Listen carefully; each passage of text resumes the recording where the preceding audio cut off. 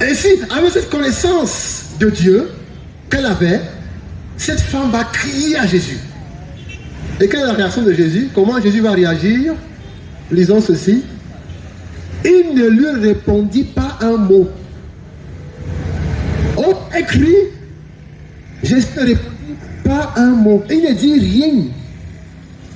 Rien. J'aime beaucoup le chant de tout à l'heure. Jésus est toujours là.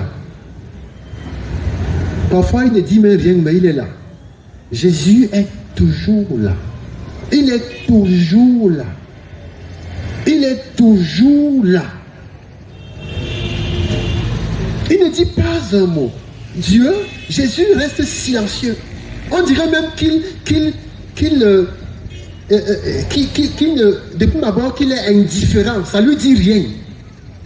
Beaucoup de personnes ici souvent ont eu des problèmes et ils ont l'impression que ça ne dit rien à Dieu. Que Dieu ne s'en préoccupe même pas. Il est seul dans son problème. Ici, Jésus semble indifférent. Mais la suite nous montre que ce n'est pas le cas.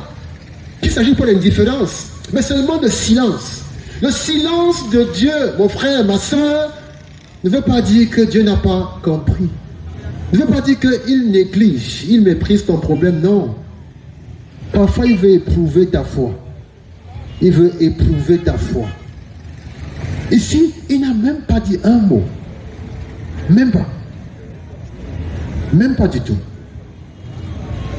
Non seulement Jésus ne lui dit rien, mais la suite dit ceci.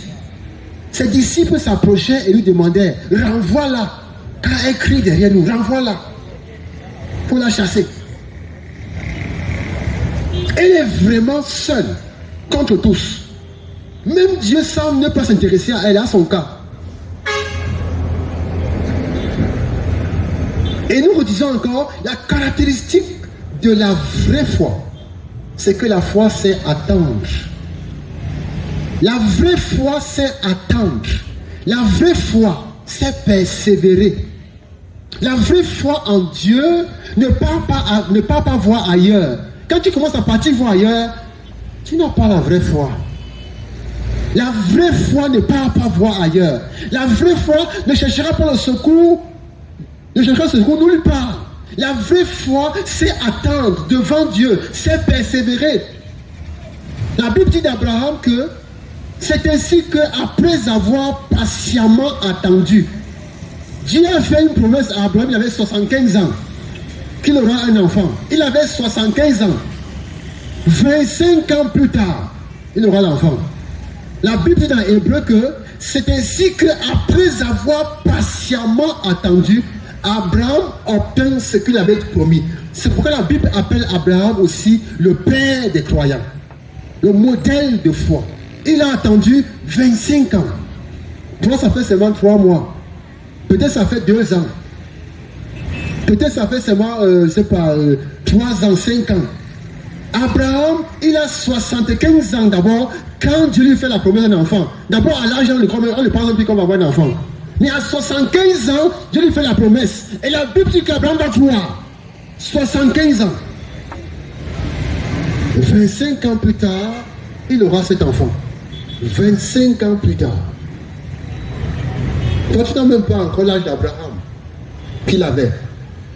Et tu n'as même bien plus, tu n'as pas encore attendu comme lui il a attendu. Que tu es fatigué.